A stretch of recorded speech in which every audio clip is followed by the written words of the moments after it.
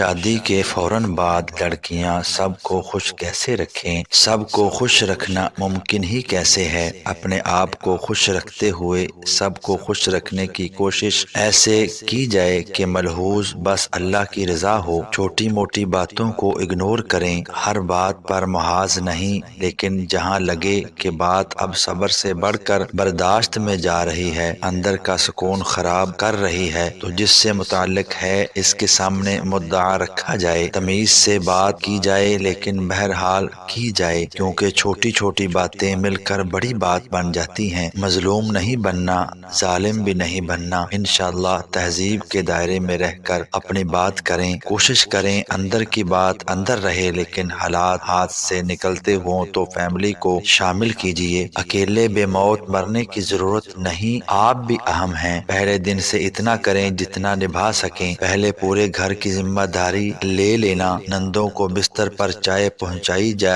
رہی ہے، دیور جیٹھ کے کپڑے استری کر دینا، اور جب نہ کرو تو برے بنو۔ اتنا کریں جتنا پہلے دن ہی خوشی سے کریں اور پھر ساری عمر کر سکیں۔ جذبات میں گھر کی ہر ڈیوٹی سنبھال لینا اور بعد میں وہ سب گلے پڑ جائے۔ شوہر اپنے گھر والوں کو دینا چاہے تو خوشی کے ساتھ ہی کریں، آپ کو اپنے گھر والوں کے لیے تحائف دینے کا کہے تو بھی تکلف نہ کریں اور لے لیں۔ ضرورت سے زیادہ بچت نہ کریں کہ ہر ضرورت مار کر بچت کر رہی ہیں، بعد میں سب کو یہی عادت لگ جاتی ہے کہ اسے تو ضرورت نہیں، اور تب عورتیں رو رہی ہوتی ہیں۔ پلو سے باندھ لیں کہ جو انسان اپنا خیال نہیں رکھتا اس کا کوئی بھی خیال نہیں رکھتا۔ پاکٹ منی شروع سے ہی لیں، تھوڑی ہو بے شک لیکن ہر ماہ ہو، اور کوئی جمع نہ کریں، بلکہ کبھی چلتے پھرتے کسی کا کوئی تحفہ لینا ہے یا کچھ تو لے لیں۔ وہ جمع ہوئے پیسے ہر کسی کو چاہیے ہوتے ہیں۔ 24 گھنٹے شوہر کے سر پر سوار رہنے کی ضرورت نہیں، اس کو سپیس دیں، خود بھی تھوڑا وقت اپنے شوق پورے کرنے کے لیے گزاریں۔ سسرال کی خبریں میکے میں دینے کی ضرورت نہیں، یہ اب